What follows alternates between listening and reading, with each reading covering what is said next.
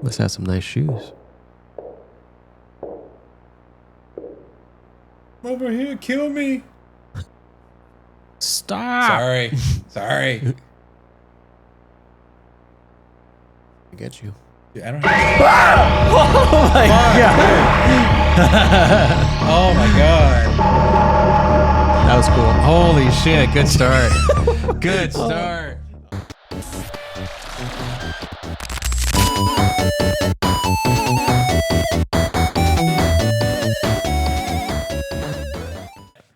What is up, everybody? Hello. Welcome to Digital Quest, the video game podcast where we dive into the world of video games. We talk about video games. We play them now too. And we just finished playing Puppet Combo's Murder House. Bro, I got chills, man. That game. Amazing. Scary as fuck, but amazing. And it's indie, so it's good to show love to like the little guys. I had a lot of fun playing it. Honestly. Yeah. It was. It's cool because with the thing with indie games, they can literally do anything they want with those games. Yeah. And not have to really be constrained by, some of the bigger AAA type of methodologies that they have to stick to. Yeah, meeting numbers and like, battle passes and monetizations. It's pure drops of gold. And Murder House was nothing but like gold, Yeah. So before we dive into that, we're going to talk a little bit on like the whole reason why we're playing these games and trying to bring something different to the table. And with that being said, we are actually kind of excited to start doing some more horror games. We've been seeing a lot like on the TikToks. I mean, there have been some that my wife has showed me, and there's just like, for example, the what's that one? The Autopsy? The Mortuary's Assistant. Dude, we saw oh my that. God. Like, we should get that one on next time. We should. We definitely should. Let us know if we should. I've been approaching like, I've been interested in like looking more into the indie and retro scene, and there's just something about those two genres that invites horror. It just seems like horror and indie and retro are just like kind of all married together. Yeah. So Mortuary's Assistant was on there. There was one that was like PT, the In the Facade We Trust. Oh yes, that one. Oh man, that one looks freaking intense. And then one that's been constantly recommended on Reddit, the internet, YouTube is Puppet Combo. Yeah, a mutual friend of ours was talking about Puppet Combo, and they are an indie developer that does quite a bit of horror games that are very liked in the scene. Yeah. PSX horror games to be specific, and one of our it looks like there's a lot of like Resident Evil like tank controls games on there. And when we were looking around for the game to start off with, Murder House was like, if you don't know where to start with Murder House. And so far, I tend to think. I would agree with that sentiment. Start with Murder House. Yeah, because which one was? It might not be the first one in the series, right? Or maybe it's we would have to do a little bit more research on that. But we just know that it was highly recommended by one of our friends and even other people that we know as well. Yeah. GOG had a sale, and then we saw Murder House, and so and then you also got the dude in the Easter Bunny outfit with a sickle. It's like, that's begging to be played. So we did it. We played it. The full gameplay will be available for you to peruse. But while we're discussing our thoughts and impressions on the game, we'll kind of show you what we went through. Yeah. But I guess let's just from like a high level point of view, what did you think of Murder House? Man, the next day, whenever I kind of went to work and I was like thinking about what we played, there's only certain games that make me feel a certain way. Like whenever, not that it necessarily impacts, but it leaves like a very solid like feeling when you think about it. Yeah. And so I was thinking about like, man, that game was actually pretty good. Like I liked it a lot, but it just made me feel like, you remember the first time you played Silent Hill 4: The Room? Yes. Okay, you know how that made it was so like dark that it made you feel kind of like dirty inside. You're like, oh my God. That's how I felt with this game. Yeah. But it wasn't necessarily because it was dirty. It's just because they just did such a good job with the atmosphere. Yes. Yeah. And that's where like they really hit the nail on it. And it was so good. Yeah. This game is not without its dare I say flaws or criticisms, but it's cheesy. But it's cheesy, like purposely cheesy. But there was also it's just something about Puppet Combo and the way that they approach this game. you could tell there was a lot of love, care, and attention for like, you know, B movie, like 70s and 80s B horror movie slashers, PlayStation 1 era tank control, like Resident Evil, like gameplay and stuff. Yeah. There's just so much love in there, so that even despite, you know, what maybe some gripes I had, I kept on thinking about it. Like, I am so proud of Puppet Combo, and I want this to be, you know, I want everyone to look at this and be like, this is the future of gaming, you know? Yeah. Yeah. I mean, You know? yeah, like it's almost like you think of it as a pendulum, right? Like, and I've kind of been witnessing this as across like just the game verse, Right. as we've kind of been going forward Yeah. from here. So like everybody was all about AAA, like trying to make everything more cinematic, right? So it's up here. Yeah. And now we're hitting a point where like microtransactions, cinematic, Right. you know, more famous actors being in video games. And like, that's like pretty much the pinnacle of where we're at. Right. You know, games are looking Yeah. phenomenal. Yeah. Some people call that progress. Yeah. But then now we're starting to see a shift because it's starting to get more tiring, and because the way that they're approaching these AAA games is actually hurting the way that the true nature of video games should have been. Yeah. So they're taking away a lot of those factors. So now it's starting to swing back this way, and this is why we're talking about Puppet Combo and the way that they did theirs is, so they took a step back and decided, let's just make a game in the graphics of PS1. Yeah. And let's bring back those old retro, you know, feelings of how we, you know, first played Resident Evil, or we played Silent Yes, Hill, yeah. or Clock Tower, or Yeah. stuff like that. It's oozing with aesthetic. It's all grainy, like playing like in those old school like TVs Yeah. from the 90s and the early thousands. If you grew up in my house, like I like the grainy little footage aspect to it. It's just so.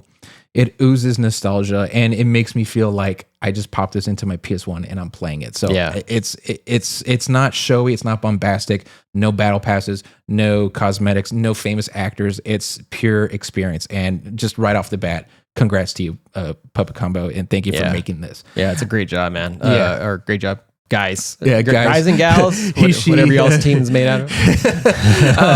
I guess let's get into specifics. Yeah, so we will try our best. If we happen to come across a discussion on spoilers, we will obviously put a disclaimer out there, because we know that some of you may want to play this game if you haven't, or if you are just interested in hearing about the endings, we will put like, hey, there's some spoilers coming around, and you can just skip to the next part. Yeah. So, So immediately just going in, I think our version of the game came with a prologue, and it starts with like a little boy lost in the mall. And the first thing I noticed was the draw distance wasn't that far, right? Like you couldn't see the other end of the mall. It was just like pitch black. yeah. Right. And then as you got closer and closer, the black started receding, and then you started seeing more walls and stuff. That immediately reminded me of like Silent Hill 1, where they did that because of like technical limitations at the time. Right, yeah. I believe this game came out 2015-ish, 2016-ish. I think, yeah, it was around there. Yeah. So it's not a matter of technology being available, but I think it's like it was clearly done intentionally. But holy crap, does it still evoke fear and emotion? It's like, what's behind that corner? I know. That got me scared before the first jump scared. I'm like, I'm home. I'm back home. That's what I felt like. Yeah, the games, you know, it's funny because when I play modern games, if they're in the third person, I'm not so much scared. Yeah. So like, even though I appreciate how much graphics has come, it still takes away from that horror factor, and that kind of is replaced by first person mode. Yes. So if I play a game in first person or VR, then hell yeah, I'm gonna freaking like freak out because it's like more intimate. Yeah. You're in there. What's behind you? Yeah. But when you talk about going back to the, you know, older graphics days, you know, like with PS1 or N64, and it's just like everything put together makes the experience more like intense, because you're trying, when you get caught by an enemy and you're trying your best to get away, like you just have a hard time doing it because like you're so slow to move around and try to get out. Yeah. So that's probably what makes us more scary the most is trying to figure out where you're going to go, what you can click on, because it's not like everything in the environment's you know, you can interact with it. Right. But there's something about the simplicity like of those old games like the Resident Evil and Silent Hill, the tank controllers. There's something about it's like kind of like built-in claustrophobia that adds to the fear factor. Yeah. Right. So whereas many people back then would say like, oh, that's like I don't like that. You know, it's kind of clunky. That clunkiness adds to the fear, which is good. That's what we want. Right. I think there were scenes like, so the name of the game is Murder House. So kind of small spoilers ahead. Once you get past the prologue, you're in a literal house, like, right? An abandoned house. And in the basement, it's such a claustrophobic like experience, right? So that plus like the tank controls, it's like that adds to the fear. Yeah. Right. Yeah.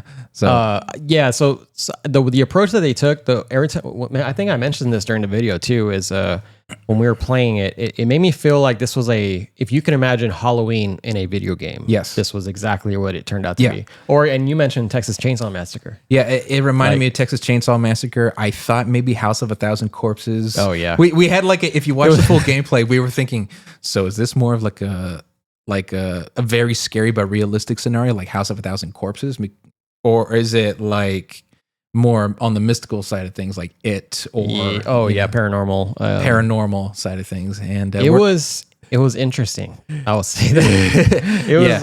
There were some moments where I was like, what is going on here? Yeah. what kind of movie or what kind of game is this? Because in the prologue, you think, okay, so in the cover of the game, you have the Easter bunny, like the Easter Ripper, I believe that's what they call him. I think that's what. So you're thinking, okay, slasher, Jason, Michael Myers, Halloween. Okay, cool. But then you start seeing, we call her Wendy, right? Oh yeah. So there are moments in the game where certain things happen and you'll see certain things by like the corner of your eye or in the corner of the camera. Yeah. You will see things or people that are not supposed to be there. So now you start leaning towards the supernatural. We're like, holy shit. We thought we just, this was a slasher. Now it's like, there's kind of like a paranormal supernatural thing going on. Yeah. What the hell? I remember like the first time we played, cause we did several cuts of the video to kind of chop it up. And whenever I went to the first time, I asked you, I was like, oh dude, did you see that? Oh my God. What the fuck was that? What? There was a fucking thing there. What? Here. There was like a little girl or something. No. It was there. I saw it. Nope, not going now. I'm going down to put the fuse in. Put the fuse in. That was fucking creepy. You sure it wasn't just a glitch? No, it was a red-haired, Wendy-looking chick. Yeah. And you were like, what? And I'm like, please, you didn't see that thing that was there? I thought you were lying. I thought you were like, are you just a little scaredy cat?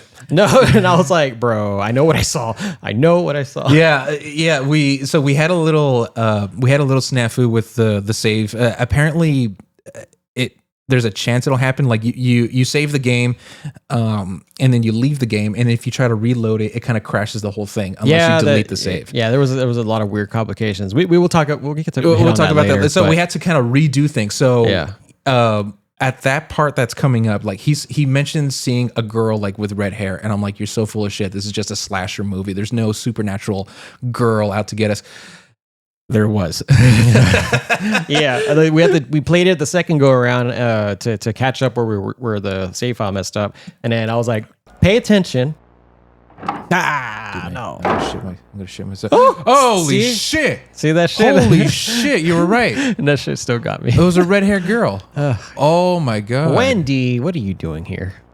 And when I saw that girl, I'm like, fuck. And then it's like, okay, now we went more from like the slasher. It's still a slasher, but more towards like supernatural, like It. Yeah. And that makes it more scary. It's like, how do you defend yourself against something you can't really see or that's paranormal? Yeah. So it was just like, okay, what am I going to expect now? Yeah. And then we're like, what's going on? And then, it was crazy. And then, dude, remember you were like here when you were like thinking that you're hearing stuff out in our studio area. I was like, what are you looking at? And he was like, dude, did you hear that? I'm like, dude, it's nothing. And you're like, you're driving me crazy. You're making me scared. So at some point, like the fear did get to me. The whole it teetering now on the side of supernatural made me think like, I really need to listen to like what's coming out of my, what do you call it? The headset. I'm thinking about it. I'm literally back there. Mm-hmm. I started hearing stuff and at one point you went into the basement and I heard, you heard that. I didn't hear that. Okay. Did you hear that? Oh Yeah. shit! What the fuck? Run, you bastard! I was all like, Oh no! Dude, I heard the breathing. Oh my god! Or like, you see me auto aim? Like he auto aim. yeah. Shut that bitch. Hey, well, I got an achievement. All right, cool. You know what? That was It's fucking good. Let's get it out of the way. You know, Yeah, and I'm like, do you hear that? And you're like, no, like that's you. And the next thing you know, you're losing. I know. health. I'm like, so Yeah. So I'm like, you need to listen. Yeah. So first off, I'm a very big wuss when it comes to these scary games. Like I am just so paranoid about everything, and it seems like we both share that. But Yeah. I think that made everything much more funny when we start thinking about it, and we're basically like Scooby and Shaggy, kind of like, Yeah. So it's like, okay, so sound matters in this game. And then I think maybe your wife or your kids were like in the background, like in the house. And I'm like, yeah, we're like, okay, what the hell is going on? so obviously Public Combo didn't put that in, but it does goes to show like you did a good job. The atmosphere is freaking amazing. Sound design, amazing. Not to deviate too much, but the score was like it was a la John Carpenter, like Halloween. Yeah, they did a good job on that one. Amazing. The very lo-fi kind of synth wavy sounds, and it's great. Like it's 80s. As soon as you go into the main menu and you hear the boom, the synth, I was like, I'm like, oh yeah. Yes, yeah, this is my game. Yeah. You know, it was so good. Yeah. So let's finish on the story real quick. Let's and then we'll hit like the mechanics of the game and also the sound design and the our overall like what we thought about it. Sure. So like in the story, like as we said, it starts off with a prologue. Yeah. And just like your typical horror movie, you know, they usually kind of do that. That was a formula where they show like the first intro of this dramatic thing happening, and then it cuts to the title, and then it goes into like the actual movie. Right. That's so this is like the formula that they stuck to. Yeah. And then also like when you boot up the game, everything is like very 80s style. Even the UI looks like a VHS tape. Yeah. So like as you're navigating around, it's basically like you're reading the VHS copy that you got from Blockbuster or something. Yeah. And so when you play the prologue, it kind of puts you in the shoes of a victim basically, and so you're trying to figure out like, hey, well, it's kind of you because it's based around the Easter Ripper, so he's like an Easter Bunny dude in a suit. So it puts you in those shoes where you're in the mall and you're going to go take a picture with him, and then after that, it's just kind of like everything goes very dark. Yeah. And then you're just navigating through the mall trying to find a way out. Yeah. And then throughout those things, you know, you have these weird kind of freaky things that happen and which are pretty good. And so like you start off like I think you knock out in a photo booth, right? You knock out in a photo booth. You wake up in a photo booth. Yeah, so it's like you wake. Yeah. I remember because it doesn't tell you how to play either. Like, and that's what I appreciate about the older games. Like they never, you always have to go look to the manual to figure out how to play. Yeah. Don't hold our hand. Yeah. So this one doesn't give no stupid prompts on like tutorials. It's like literally you wake up, and I remember I was standing there. I'm like, okay, so when's the game going to start? Yeah. This is how we're spoiled nowadays. But, so I'm like, okay, what am I supposed to do? Okay, let me move the keys. I'm like, oh, okay. So we're actually in somewhere, and then we move out, and then where was the photo booth? Yeah, it starts when you take control of the character, the nameless boy at the beginning of the prologue. You just see like in the center of the screen the photo booth, and I thought this was like a first person POV. Like, okay, so can we move towards the photo booth? And then it starts wiggling around, and that's when you realized it's tank controls. And then I walk out. Yeah, because you were like, oh, we're in the house. And we're like, no, we're actually in a photo booth. What the hell? Yeah. And then so we walk out, and I still remember like how we felt towards the design of the characters, which I'm sure intentionally they did it to make it more hilarious than it was like scary. Yeah, what do we call him, Timmy or little? Dude, I don't know, like little Timmy. Little Timmy, but he had the mullet. I'm like, that's the scariest part of the game. Oh, and his face. Man, his face. He looked like what did he look like? Did I call him? Not Beavis. Was it Beavis? Was it Beavis? No. Oh no. I don't know. No, because when you go to the pause menu, you hit escape or whatever you're playing on. If you're on controller, you hit the start button. Then it pops up like a very, very relatable Resident Evil UI with the little gauge telling you, your health meter. The health meter. Saying fine, caution, danger. Yeah. And then it shows your picture of your face right next to it. And I'm like, oh my God, this guy It's hilarious. I'm like, Yeah. Of all the possible victims that Easter Ripper could have chosen, you chose Mr. Little Kid with a mullet. yeah, with the I mean, mullet, okay, and I mean- you'll see the video of our reaction. It was hilarious. But Yeah. oh shit! Look, it looks like Resident Evil. That's cool. And I look like a derpy derp. Give me the herbs. Dude, he's got a mullet.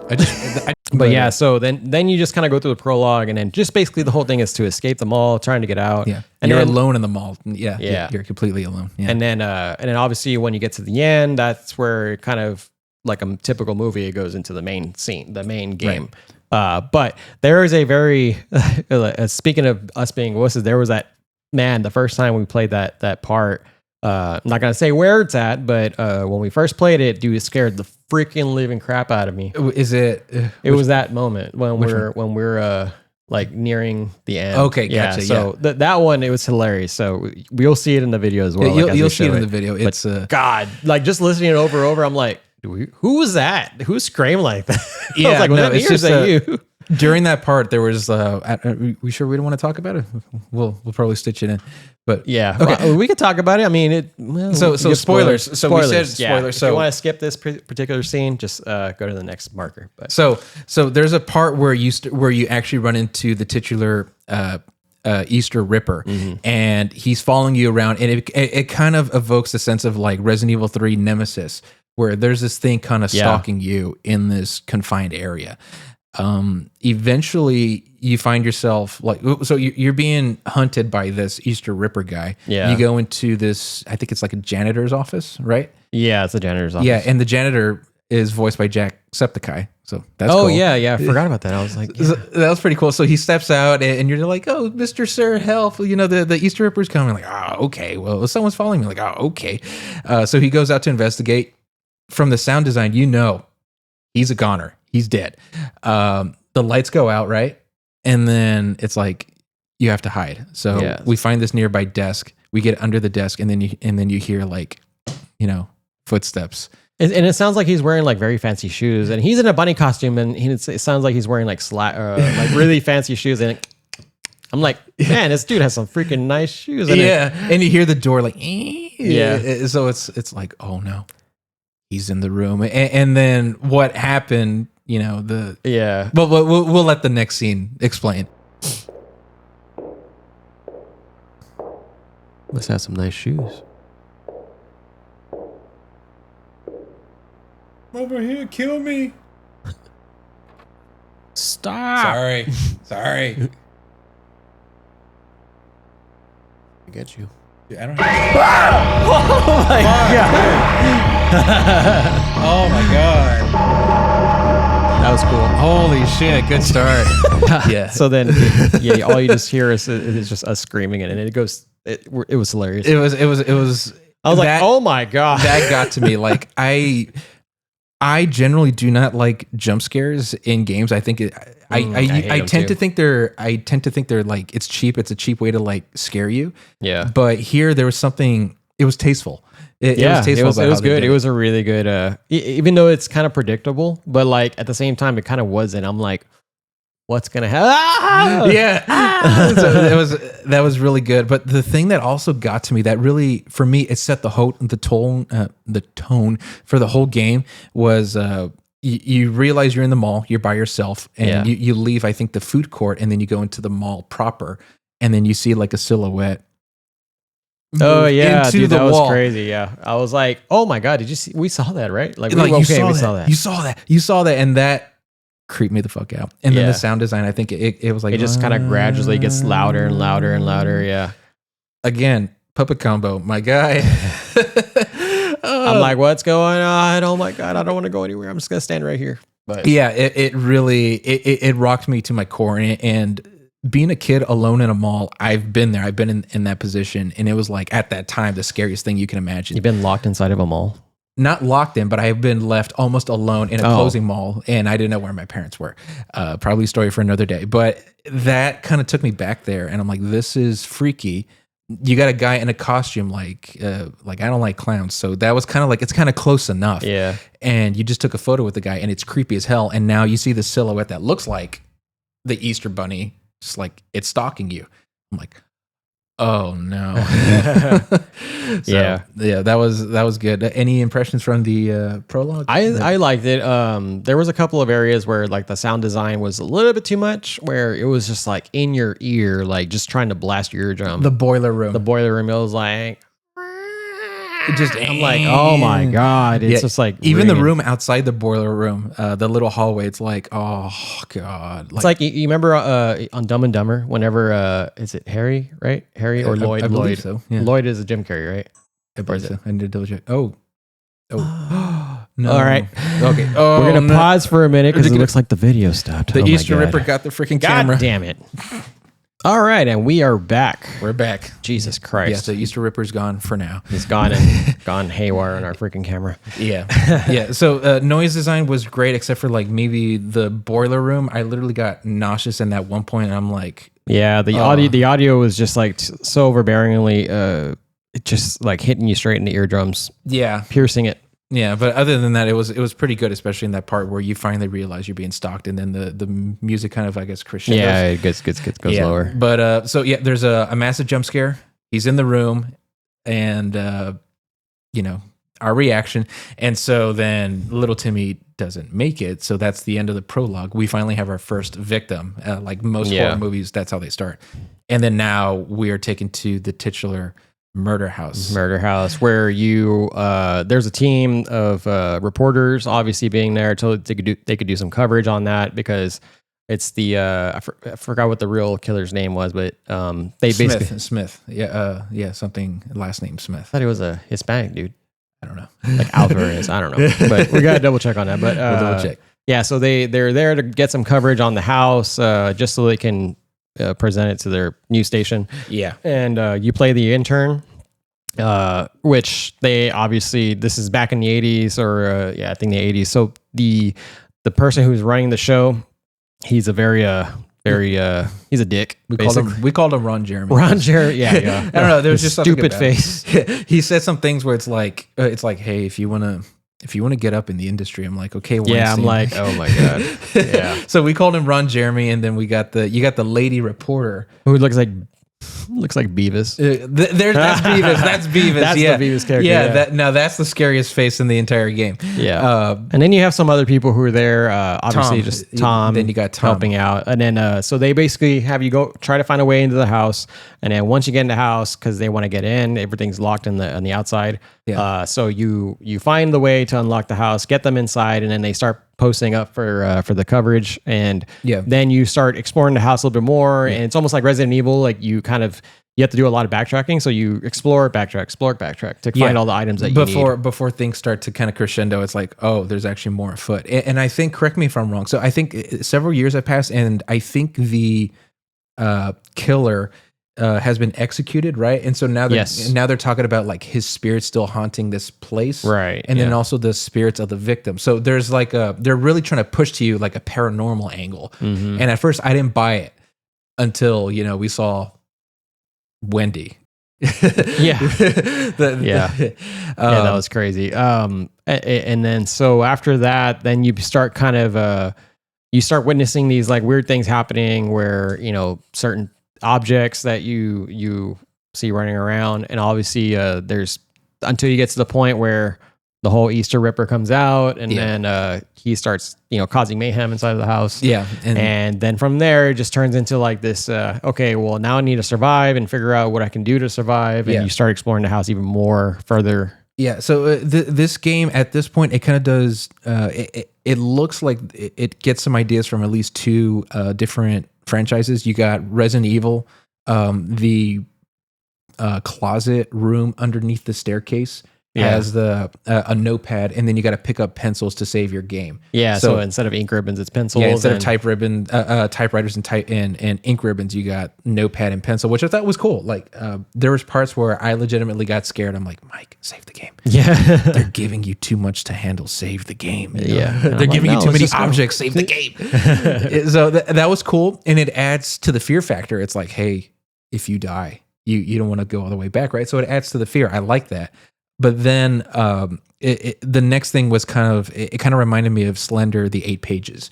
Oh man, yeah, that's old. Because the killer, the killer, the Easter Ripper, he starts leaving eggs on or around his victims, which was kind of funny. It kind of broke my suspension, but it's also like, okay, he has a gimmick. I like that. Yeah. And you have to get all the eggs to escape. Yeah. So the whole point of the Easter Ripper, like the why he was even in a Easter bunny suit, is because he would play with his victims. So he would drag them out to the house, and then he would have them run around, and then basically he would go on an Easter egg hunt. Yeah. Which they were the eggs, I guess, if he was hunting for them, and then he would murder them, and then collect. Do his business, whatever. Yeah. There was a lot of notes and collectibles too, which again harkens back to like the old school like Resident Evil and Silent Hill. Like, if there's a story going on, but if you want to get deeper into the minutia of the story, you're very much welcome to do it by collecting all these collectibles. Right. But eventually you get into, so there's the basement, but then there's like an even darker place in the basement. Basically where he keeps all his where he keeps the kids, and keeps everything, and I'm not gonna say what was implied, but like there's implications there where I'm like, it's pretty messed up. I'm like, oh, Mike, Puppet Combo didn't just go there. I'm like, dude, yeah. Okay. So it gets to you in multiple like layers. It's like, this is, oh my god, wow, yeah. But it was still cool to see, someone push the envelope that far, so to speak. At least from my point of view. What did you think? Yeah, no, I mean, honestly, it's a game. I'm not, nowadays, like you can't really do anything with people getting offended. And honestly, they're like, we don't care if you get offended. Like, this is what the games used to be like. And it's just expressing. I mean, it's a game. Like, shouldn't take it too seriously. It's just adding to the horror of it. Absolutely. And I appreciated it. You're more concerned a bit like than I was. I was like, okay, well, let me grab this. I'm gonna take this from you, little dude. All I will say is that I don't think any AAA game developer would show like in the cells what we saw in the cells. I don't think any AAA. It's not graphic by any means. It's really not. It's just it's like when you said, put two and two together. Yeah, it's implications. That's all it is. It's not like you're gonna find just nudity around there. No. It's just the implications of like how things look, and that's, it's like Always Sunny in Philadelphia. It's the implication. So and then the game really, at one point in the game, it really kicks up the supernatural aspect. Well, yeah, it was like the one part. Yeah, the blood, the writing on the walls. Yeah. So spoilers. So this is a pretty interesting part in the game, but we're already in spoiler territory, but we're going deeper. Yeah, there's a point where you grab a certain item and then you come out and then everything kind of looks red.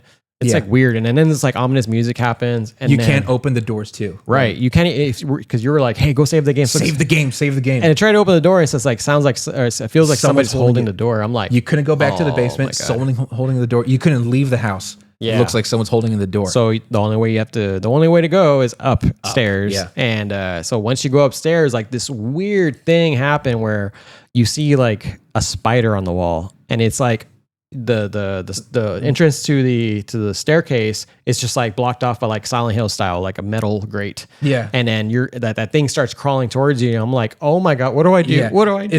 I think it's the face of the Easter Ripper, but with like spider legs, which immediately called back to like John Carpenter, basically. Or the thing I was gonna say. The thing, not That's it. Stephen King, it is bro. it. But there was a lot of it-isms in there too. But yeah, that was like the thing. And I'm like, I was scared. You were playing, but I was scared for you. But I'm like, that's also cool. I'm like, I don't know what to do. What do I go? So I think you just got into the next room, right? Like, I just got into the room, and then I'm like, what just happened? What the fuck? Help me. That's what they're all saying. Oh my God, what the fuck is that? What the fuck is that? Oh my, what is going on now? What just happened? We need to process that. That was I did not see that coming. Out of all the things, I was like already trying to, analyze the whole entire situation, because like these are pretty typical with these kind of stories. But then that just threw a curveball, and I'm like, oh, I see you, Puppet Combo. Good job. Good job. Good stuff. Good stuff. I like it. So that was great. And then obviously then you kind of get to the point where you fight the Easter Ripper, and then the game pretty much ends. Yeah. So let's So in that fight, there's a big reveal, right? And as there always is. Yeah, as there always is.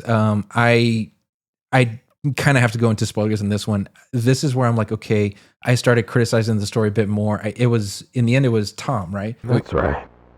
It was quiet, innocent Tom. Harmless. Walk all over him, Tom. Mama's boy, Tom.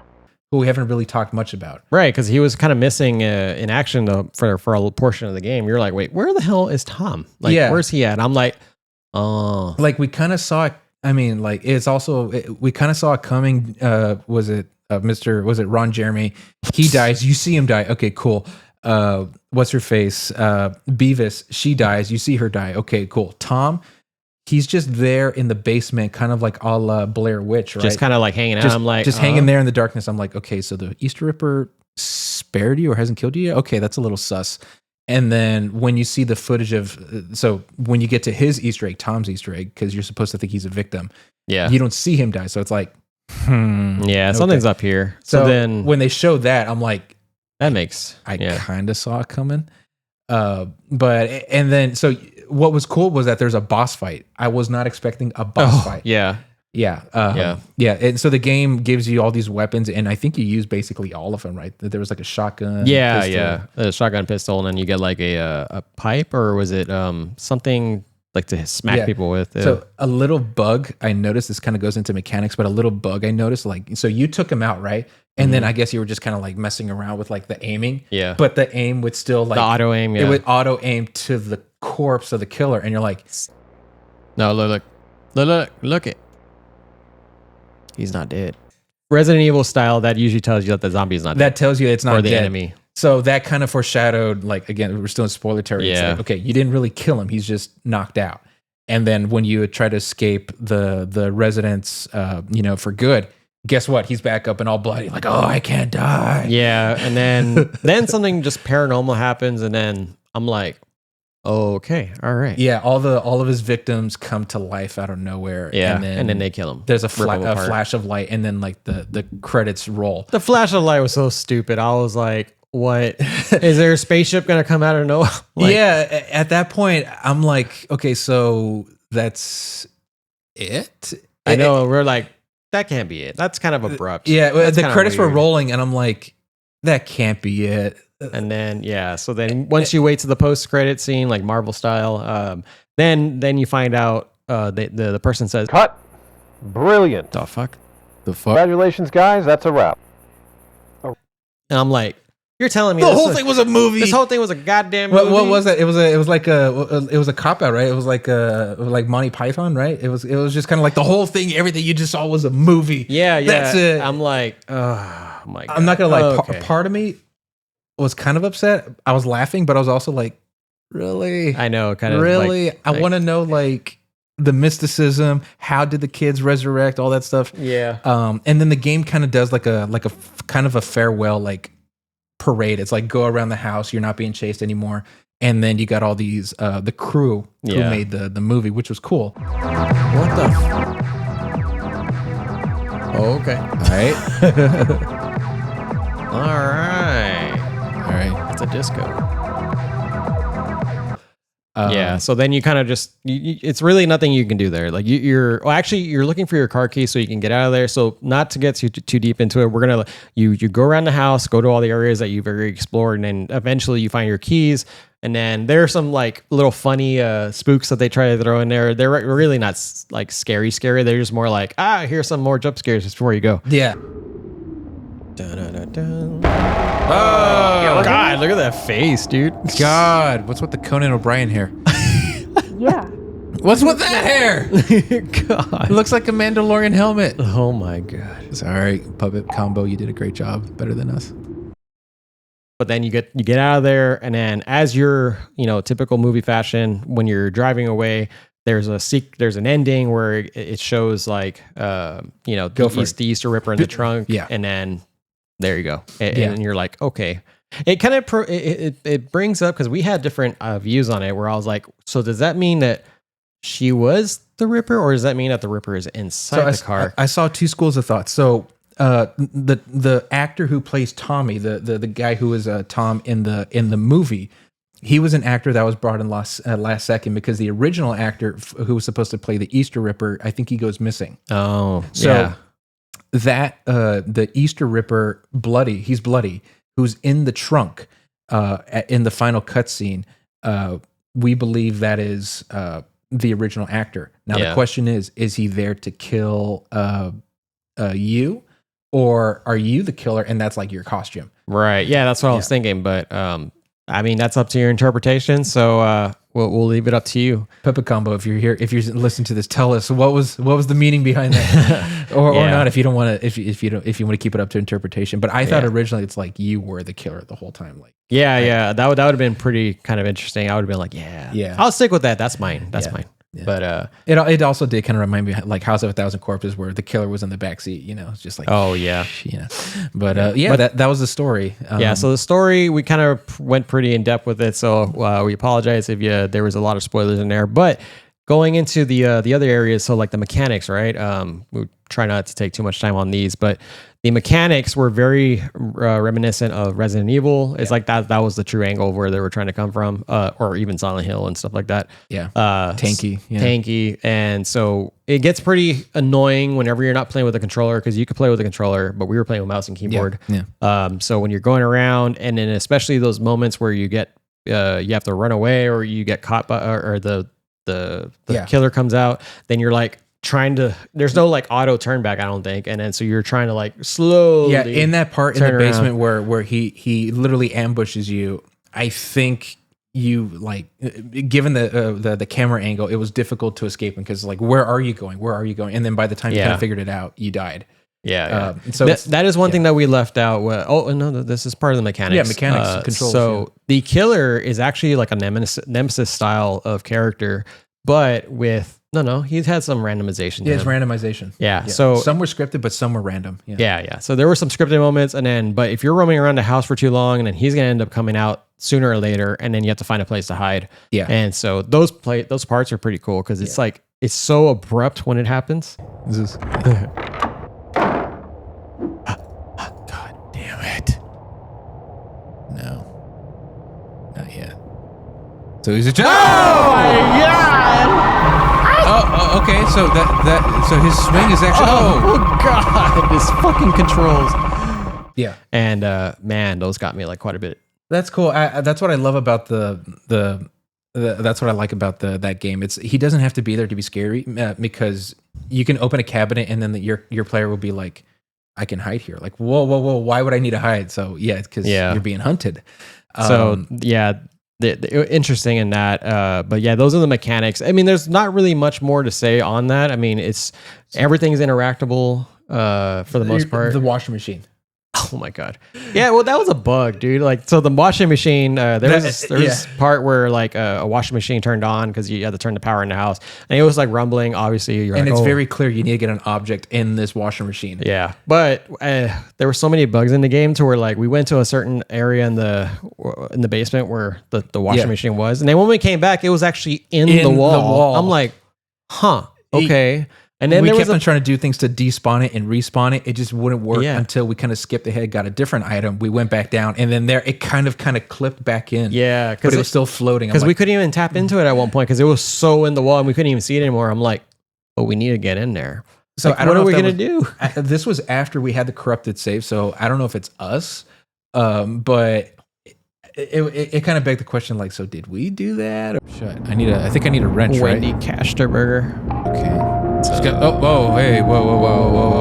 What's going on? Definitely leaning on the side of spirits now. What the hell's going on there? What is going on here? Mystical little... where'd it go? The fuck? Now it's gone. Or, I don't know. It was kind of freaky. I don't know. It was a bunch of weird crap that was happening with the game. One last thing on that. The camera sometimes I felt was like the biggest, like most annoying thing. It was the scariest thing about the game, because you would sometimes go into the basement of the murder house and then you would see pitch black and you're like, oh no, we're in a dark place. The killer's there. No, it's just the camera. It's just the way it was. It was a very fixed angle. Yeah. As soon as you like rotate the character or have her go in the direction clearly the game wants you to go, then it would show like, oh no, there's nothing scary there. It's just, that's just how the camera was. So the camera angles or the way it's programmed left much to be desired, I felt. But otherwise, the game was, mechanically speaking, it was mostly sound, especially for an indie retro project. I loved it. Right. Yeah. So, I mean, we appreciate it a lot because we love Resident Evil and Silent Hill and those type of tanky games. Yeah. It just added more to the horror. And then also just on that part where you're like, do you hear him breathing? And I'm like, no. And then he's like, all you see is like a slash. And I'm like, oh my God. Oh and my God. Perfect example. I'm like trying to run away and I'm like slow at it. Yeah. And then you got the tank like, get out of there. How do I move? Yeah. Yeah. So, and then he got me. And I was like, God damn it, dude. And now you're glad I told you to save. I know. I was like, man, if I didn't save, that would have been terrible. Yeah. But I yeah. guess, last thing, the audio, the sound quality. Yeah, I appreciated it. It was good. Certain areas needed probably some better mixing, but overall, it added to the ambience of the game. And I felt like just with the buildup of music and how they presented it, how they released it, it was like, oh shoot, like what the hell's gonna happen? Like is something going on? Like, oh my God, where is he coming from? Even a game is good when there's a lack of noise and you get scared. So like in the part where you're exploring the house and there's just like no noise, it's like, and you've already played the prologue, it gets super loud. So that's how you know you're kind of being stalked. But then it's like, you're seeing all these things and you're like, I kind of want music. I kind of want music to make me feel safe, to know that it's safe to like move around. Without music, it's like, oh, I'm expecting a jump scare. But yeah, the music, when there is music and there's sound, it's masterfully done. The only exception really being the boiler room. Oh my God. Really didn't like the freaking boiler room. Yeah. Oh, what the fuck? Oh man, I don't like that. I do not like that. My God. Yeah. My ear holes. No, but yeah, sound design was great. I'm trying to remember. And then also all the scares. I mean, if you're looking for a game that's actually just genuinely like scary and not like so much. I mean, there was jump scares, but like actually having good horror to it, not like all these. Yeah, it's a build up. It's a slow build up. It did a really good job and really reliving a lot of those like Silent Hill memories and Resident Evil memories. Yeah. Oh, and there was a day and night mechanic that they added in, kind of just going back to mechanics. As you're continuously picking up items. I don't know. I could have sworn that was because after we got a certain item, like was it just in real time like happening or? No, I do think it's as you pick up more items, the day progresses. So that's how you know like stuff is happening. But it's clear that you're there in the afternoon. As you pick up more items, it becomes like dusk, and then as you pick up more items, it becomes nighttime. And so that added to like the fear of like, okay, now shit's going to start happening. Yeah. Yeah. And then that plus the music, it really sets the scene very well. So overall, I'm very, very pleased, very happy that we started this. We've talked about Silent Hill. We've played Shattered Memories separately in our own separate channels. Yeah. But we did this thing. Well, now we played it on this channel. You could see the gameplay for yourself. And we want to give praise to these developers, these indie horror projects, retros, because it's like you said, the pendulum kind of swung too far one direction. It's like, okay, bombastic, get the latest actors, spend like almost billions of dollars making a game versus the small indie projects that are just pure drops of gold and made with such love and passion that they stick with you the next day. That's so I'm glad we started with did a good job. I mean, I'm looking forward to playing more of their games. There was a couple of other ones that I'm interested in, but also we might even start streaming. That's one of our approaches that we want to try to tackle is, that way in real time, you can talk with us and while we're playing the game and see us get scared in real time instead of seeing all this, the post edit stuff. Yeah, no, that'd be cool. So that's definitely something we're contemplating, but I mean, if you want to see us do that, let us know. And also if you got a game that you want us to try out, I have been personally searching through itch.io to see what the next indie developer is developing. Puppet Combo, I think, correct me if I'm wrong, Mr. Combo or Miss Combo. Mr. Combo. Correct me if I'm wrong, but I think the first several projects that they put out was on itch.io. So now that for me, that begged the question, what else is on there that I have not seen? Oh, I'm sure there's a lot of good stuff. So if there's something you recommend or there's something that you've made that you want us to play. Dude, there is one that I told you about. I mean, because we were talking about creepypasta, and just real quick, we don't want to take too much time on this, but we were kind of relating this to, we rabbit holed into creepypasta stuff because, you brought up Yeah. the Squidward story, and The people game who is don't, called Squidward. What is wrong? yeah, and for those of you who don't know what creepypasta is, I'm sure most of y'all do, but it was actually a forum where people would post like their own horror stories, and some people made it towards like video games, it literally around anything, Pop culture. I think that's where Slenderman came from. He was a creepypasta. Yeah, Marble Hornets and all that stuff. Yeah, and so there's this one that I really want to like play because they actually have a playable version of this. It's a Majora's Mask, Legend of Zelda. You told me. Yes. It was it's called Ben Drown, and so the story is just, if y'all go look it up, it is probably one of the most horrifying stories that I've read. Just because I